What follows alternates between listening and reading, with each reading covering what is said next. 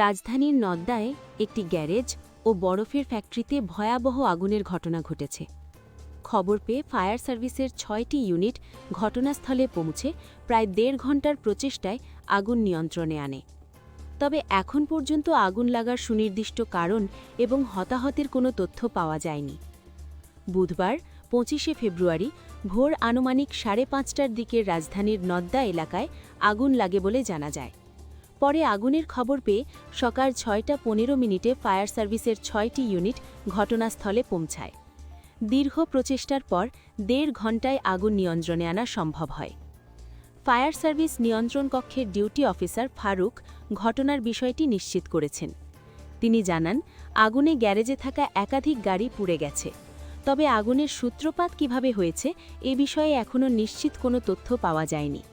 একই সঙ্গে হতাহতের কোনো খবরও তারা তাৎক্ষণিকভাবে জানাতে পারেননি। আগুন লাগার পর এলাকায় যানবাহন চলাচল ধীর হয়ে যায়। আগুন নিয়ন্ত্রণে এলেও কিছু সময় পুরো রাস্তা জুড়ে যানজট দেখা দেয়। তবে বর্তমানে সড়কে যান চলাচল স্বাভাবিক রয়েছে বলে জানা গেছে। আগুন লাগার কারণ জানতে তদন্ত চলছে। ক্ষয়ক্ষতির পরিমাণ ও বিস্তারিত তথ্য পরে জানানো হবে।